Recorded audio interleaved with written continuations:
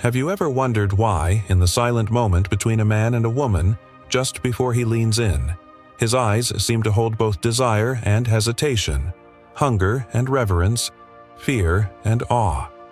That fleeting second is not merely attraction, it is the unconscious trembling before the mystery of the feminine. Because when a man truly looks into a woman's eyes during intimacy, he does not just see her. He meets the mirror of everything he has avoided within himself. The masculine psyche, for all its strength and direction, is built upon control, of emotion, of chaos, of uncertainty. Yet the feminine, in her deepest essence, is the very embodiment of what cannot be controlled. She is movement, emotion, intuition, the living chaos that gives birth to creation itself. And when he looks into her eyes in that sacred moment, something ancient in him awakens. A memory of his own soul's longing to surrender to what he cannot dominate. Jung once said that every man carries an inner feminine. The anima, the invisible muse that shapes his ideals, his dreams, and the way he loves. When he looks into a woman's eyes, he isn't simply admiring her beauty. He is, often unknowingly, searching for his anima, the missing half of his own unconscious. The more disconnected he is from it, the more power her gaze holds over him. He sees in her eyes the reflection of his own inner world, the one he has buried beneath ambition, logic, and the armor of stoicism. Some women sense this instinctively. They feel the moment his mask falters. The air thickens, the eyes linger, and the soul recognizes itself. But few realize that in that instant, the man is both fascinated and terrified. He is drawn to the softness he has been taught to reject, the tenderness that threatens the structure of his carefully constructed self. Her presence exposes his own emotional exile, and so intimacy becomes more than physical. It becomes a battlefield between his desire for union and his fear of dissolution. You might think he looks at you with lust, and sometimes he does, but beneath it lies something deeper, a spiritual hunger. His body wants to possess, but his soul wants to merge. He wants to lose himself in the warmth of the feminine current, to rest in the gaze that tells him he is seen, not for what he does, but for who he is. Yet this is precisely what terrifies him. To be truly seen means to be stripped of his masks, his titles, his certainty. It means standing naked, not in body, but in essence. When a woman meets a man's gaze during intimacy, she often senses his hidden war, the flicker in his pupils, the tightening of his breath, the unspoken tremor of vulnerability. If she looks deeply enough, she may see a boy beneath the man, the one who once reached out for love and was met with indifference, shame, or silence, the one who learned to equate tenderness with weakness, the one who promised himself never to need anyone again. And yet, here he is, drawn to her like the ocean to the moon, unable to explain why. To him, her eyes are both invitation and danger, a portal to feeling, to surrender, to the parts of himself he has long buried. And so, he oscillates between approach and withdrawal, between longing and defense. He wants to be held but not consumed, seen but not exposed. The paradox of masculine desire lies in this tension, the craving for intimacy that threatens the very identity he has built to survive. When he sees devotion in her eyes, he feels peace, but when he sees expectation, he feels trapped. The feminine gaze can liberate or imprison him, depending on whether it mirrors acceptance or demand. Because deep down, every man carries an unconscious fear that love will cost him his freedom, that to truly give himself will mean losing the self he spent his life constructing. Yet what he does not know is that the freedom he seeks cannot be found in distance, only in surrender. And this is where the polarity between man and woman becomes the dance of transformation. When she looks at him without needing to change him, when her gaze holds no demand, no performance, only presence, something softens in him. The armor cracks, The masculine melts into the mystery it once feared. In that moment, he sees not a woman to conquer, but a soul to remember. For a brief instant, he is not the warrior, the achiever, the protector. He is consciousness meeting creation. He is the river meeting the sea. Her eyes become the mirror, through which he glimpses eternity. And then, terrified of what he's seen, he may turn away. Because few men are ready to face the truth that the woman before them is not simply flesh, but reflection, a living symbol of their own unconscious depths. And you, when you hold his gaze without flinching, without shrinking into approval or rising into defense, you become the mirror he cannot look away from. You awaken something ancient in him, something he cannot explain. The moment becomes less about attraction and more about awakening. When he looks into her eyes, the man stands before the oldest paradox of existence, the yearning to merge and the terror of disappearing. The masculine seeks purpose through direction, through conquest, through motion toward something. But the feminine does not move toward, she receives. Her power is not in striving, but in allowing. And to look into her eyes is to confront a force that does not chase, yet pulls with a gravity stronger than any pursuit. He senses that in her stillness there is something that can undo him, not through rejection, but through acceptance so total it dissolves his separateness. That is why true intimacy unsettles him. It is not the physical act that frightens him. It is the spiritual unveiling. The moment he surrenders control, his ego trembles because deep inside, he knows. Once he lets go, he can no longer pretend to be the god of his own world. Her presence reveals his humanness, his need, his longing. And in that revelation, something sacred begins, the death of his illusion of self-sufficiency. In Jungian language, this is the meeting of the ego and the unconscious.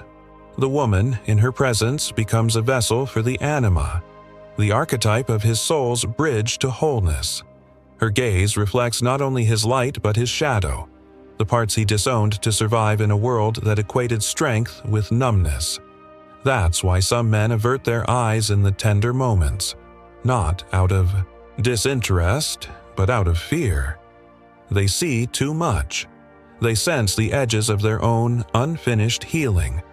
Every time he touches her skin, something ancient stirs. The memory of the mother, the goddess, the beloved, all merging into one. The masculine and feminine do not meet merely as individuals. They meet as cosmic forces reenacting the eternal cycle of creation and dissolution. And yet, modern men often enter this sacred dance unconsciously, blind to its depth, mistaking possession for connection. You've seen it before. The man who craves closeness but disappears after he gets it. The one who looks into your eyes like he's drowning, only to pull away when you offer him air. What you're witnessing is not rejection, but regression. He touches the edge of his own soul and retreats, because the encounter exposes his unintegrated feminine, the emotions, the intuitions, the tenderness he buried to become a man. He wants to love deeply, but his nervous system was never taught how. And so he searches for safety not in presence, but in distance. He believes he must choose between love and freedom, not realizing that true freedom begins where control ends. He mistakes vulnerability for danger because, to him, feeling is a foreign country. His eyes may linger on yours with reverence, but behind that reverence lies the fear of collapse. To understand him is not to excuse his walls, but to see their origin. The boy who once reached out for connection and was met with criticism learns to protect himself with detachment. The teenager who was told that real men don't cry builds a fortress around his sensitivity. The man who once felt unseen by his mother may spend his life seeking in women the gaze that heals his wound. And yet, when he finally finds it, he feels unworthy of it. So, he sabotages what he most desires. If you've ever felt a man's soul retreat mid-embrace, the sudden emotional distance after a moment of deep connection, You've touched the wound of the masculine. It's not indifference, it's overwhelm. His soul wants to merge, but his ego fears annihilation. His mind whispers, if she truly sees me, she will see the parts I cannot accept. Yet here lies the silent power of the feminine. She does not need to fix him, explain him, or demand from him. Her presence itself is alchemical. When she embodies her own inner wholeness, her gaze ceases to be a mirror of demand and becomes a mirror of truth. In that reflection, he begins, slowly, to remember who he is beneath the conditioning. You may not notice it, but when a woman looks at a man without fear, without control, without shrinking to make him comfortable, she invites him into the kind of intimacy that liberates rather than consumes. Her acceptance becomes the temple where his fragmented psyche can rest. Because what the masculine craves most is not admiration, it is peace. And peace is found only in the presence of authenticity. But this kind of intimacy requires the feminine to remain anchored in her own depth. When she chases his love, she mirrors his own internal chase, reinforcing his fear that love is a trap. When she stands rooted in her essence, unattached yet open, he feels something unfamiliar, safety in surrender. The paradox unfolds. She gains power not by controlling, but by being. In that sacred gaze, a man rediscovers his humanity. He sees that her softness is not weakness, it is strength in its purest form. He learns that devotion is not slavery, but freedom through union. And though he may not yet have words for it, he begins to sense that what he truly seeks is not conquest, but communion. There comes a moment, quiet and almost imperceptible, when the man realizes that her eyes are not a surface but a depth, a descent into something infinite. It's then that the illusion of dominance fades, because what he thought he wanted, her body, her affirmation, her surrender, becomes secondary to what her gaze awakens, the unbearable, longing to be known. This is the moment when intimacy transcends the physical. It becomes a confrontation with the self. Her eyes, luminous yet grounded, reflect not who he pretends to be, but who he is beneath the masks. The boy who wanted to be loved, the man who fears his softness, the spirit that yearns to return home. He sees in her the possibility of redemption, but also the cost of it, the death of his false self. And that's why, even in moments of closeness, you can feel a man hesitate, his breath catching, his muscles tense, as if part of him wants to run. He's not afraid of you. He's afraid of himself, of what you make visible, because your presence dismantles the protective structures he spent a lifetime building. For him, intimacy is not just vulnerability, it's exposure. And exposure feels like danger to the masculine that has lived too long without trust. The Stoics wrote that true strength is not in conquering others, but in mastering oneself. Yet most men were never taught to master their emotions. They were taught to silence them.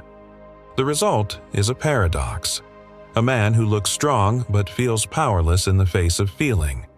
When he gazes into a woman's eyes and senses unconditional acceptance, it's not simply comforting, it's destabilizing, because unconditional love demands that he drop every defense that kept him safe.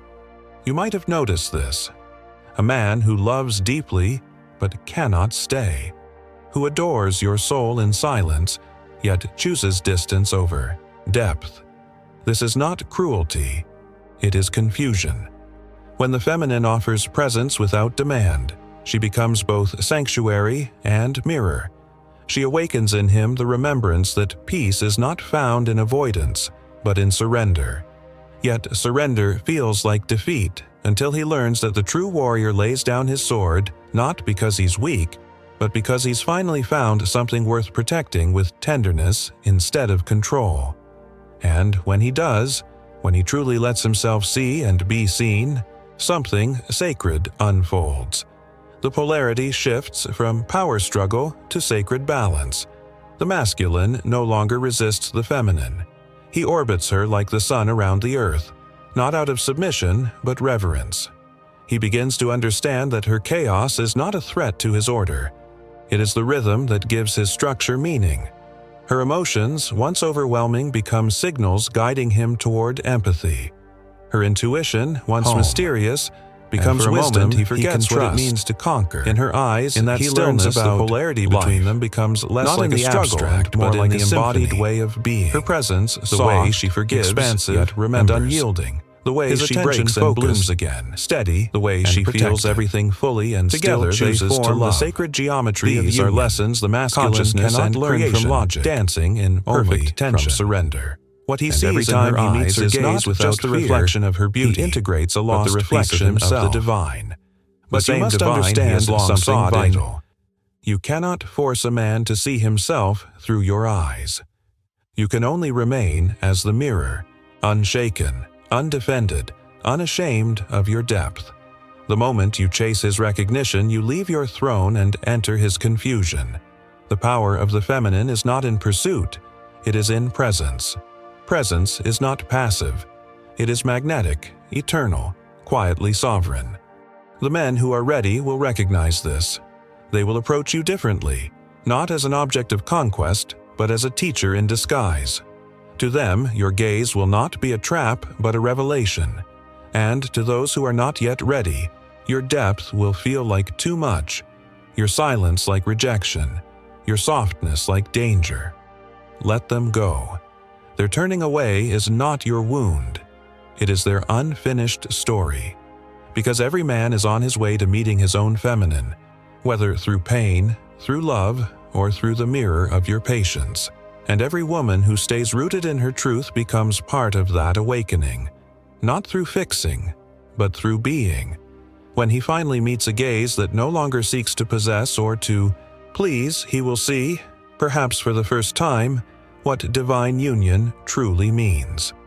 It is not a merging that erases individuality. It is a recognition that what he seeks in her was within him all along. And what she reflects is the divine paradox of existence, that we are never meant to own love, only to embody it. In that realization, intimacy ceases to be an act and becomes a state of awareness, of presence, of mutual seeing. He no longer fears her eyes, for they are not windows to judgment, but to freedom. And she, seeing his awakening, no longer waits to be chosen, because she has remembered that she already is the choice.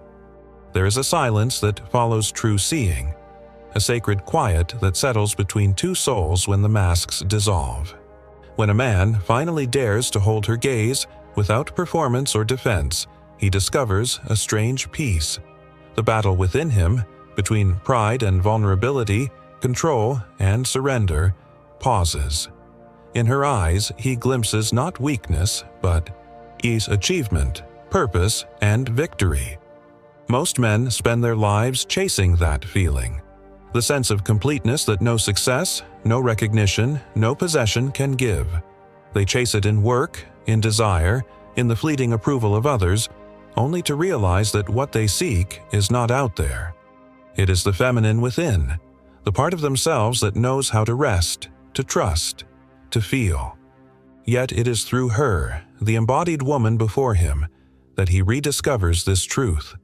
Her gaze becomes the map back to his soul. But this awakening demands a price. To truly see a woman is to dismantle the illusions that have kept him comfortable. It requires the humility to face what he once denied: his fear, his tenderness, his dependency, his need to be held. Jung called this process individuation, the integration of all that has been split apart. The woman's gaze in this context becomes the alchemical fire that burns away what is false, leaving behind only essence. This is why the masculine, when unconscious, resists intimacy. He may crave the body but flee the soul, because to meet her eyes is to feel the mirror burn. Every unhealed part of him rises to the surface. The shame of not being enough, the anger of being unseen, the grief of childhood unmet needs. And though he cannot name it, he feels it all. The weight of generations of men who were taught to be strong by forgetting how to feel. If you've ever seen a man's eyes soften mid-embrace, as if he suddenly fell from his armor into the truth of himself, you've witnessed a sacred thing. That's the moment when his masculine stops performing and starts remembering. When the king steps down from his throne and kneels before the goddess, not in submission, but in devotion. He understands then that the real power of the feminine is not seduction, but revelation. She doesn't take his strength, she awakens his heart. And what of the woman in this exchange? Her power lies not in making him stay, but in embodying what cannot be left. She becomes the mirror of his becoming, the silent witness to his unfolding. When she remains centered, in her worth, her sensitivity, her sacred mystery, she becomes untouchable, not because she hides, but because she radiates a wholeness that cannot be possessed. You may not realize it, but the way you look at a man tells him everything about your level of self-love. If your gaze seeks validation, he feels the hunger. If your gaze seeks to heal him, he feels the burden. But if your gaze rests in knowing, the knowing of your own enoughness, he feels the freedom. And in that freedom, something miraculous happens. He starts to see you not as reflection, but as revelation. This is how the feminine transforms the masculine. Not by teaching, not by arguing, not by demanding, but by being, by showing, through her own embodiment, what truth looks like when it no longer needs permission to exist. When she looks at him with that calm certainty, something ancient inside him exhales. He realizes he doesn't have to perform to be loved. He only has to be. That is why the feminine gaze, when rooted in self-worth, heals generations. It whispers to the masculine, "You are safe to feel." It doesn't ask him to change, but it invites him to evolve. It offers not the conditional warmth of reward, but the steady light of understanding.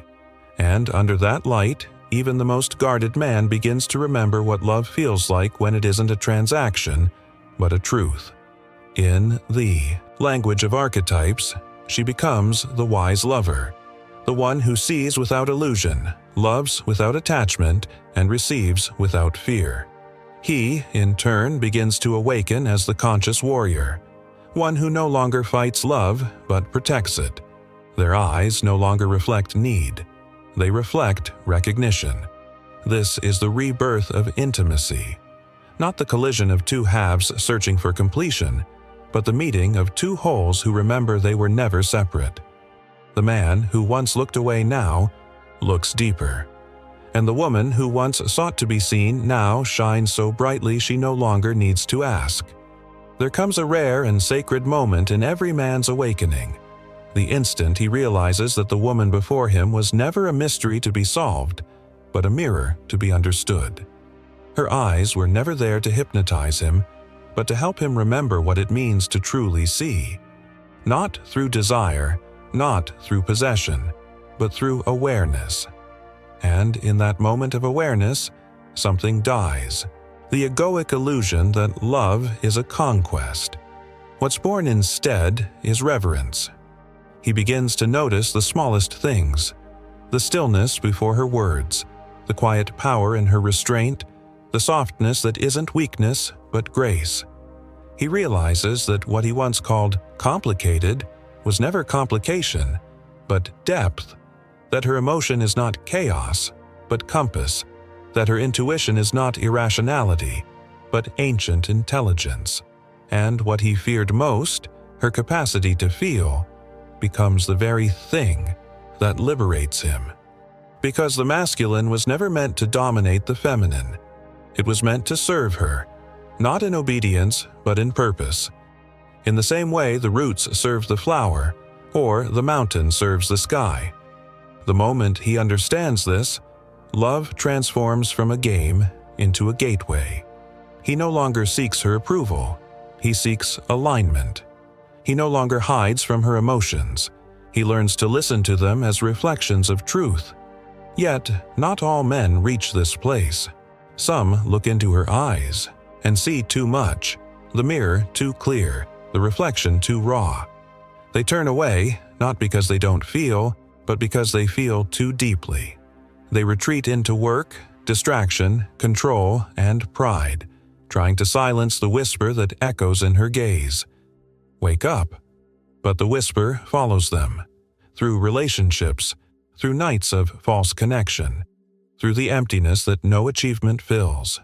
Because once a man has been seen, truly seen, he can never unsee himself. And you, the woman, who carries that gaze, must understand the responsibility it holds. To look into a man's soul is no small act. You awaken what's dormant.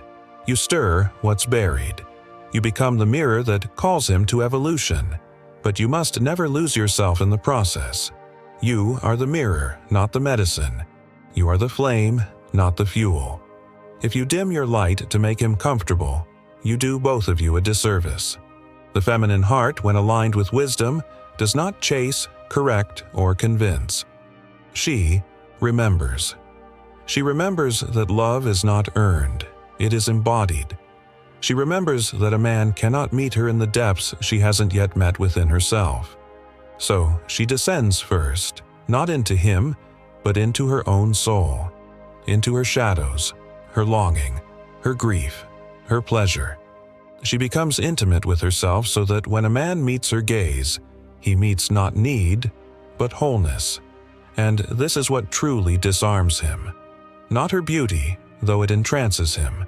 Not her sensuality, though it calls him. But her stillness, the kind that cannot be shaken by his storms. The kind that says, I do not need you to be more than you are. I only need you to be true. It is in that acceptance that the masculine learns to trust again. For generations, men have been taught to seek validation through control, and women through approval. But the new feminine no longer plays that game. She doesn't wait to be chosen. She chooses herself. She doesn't demand devotion. She inspires it. Her eyes no longer plead. They bless. Her love no longer clings. It awakens. And the man who meets her there feels it instantly. This is not a woman who can be owned. This is a woman who can only be met. To him, her gaze becomes a paradox, soft enough to calm his chaos, strong enough to challenge his ego. He realizes that her love will not rescue him, but reveal him. It will not fix his wounds, but expose them to the light. And though part of him resists, another part, the deeper, quieter part, finally exhales. Because, for the first time, he no longer has to pretend. That is the alchemy of the feminine gaze. It dismantles illusions without violence. It heals without demanding to be a healer. It transforms by simply being. When a woman embodies that truth, she becomes the axis around which the masculine finds his balance. He doesn't orbit her out of submission, but out of recognition. Because in her presence, he remembers the sacred truth buried beneath all his defenses. That love is not about losing control, but about losing the illusion that control was ever safety. And when he understands this, when he finally meets her not as an object of desire, but as a reflection of divinity, he stops running. His gaze steadies. His breath slows. He no longer fears being seen, because he has finally seen himself. The woman who knows this never needs to chase love again. She understands that the gaze she offers the world will always call forth the reflection that matches her frequency. And in that knowing, she walks with quiet certainty, not demanding attention, but commanding reverence. The woman who knows her worth doesn't chase. She chooses.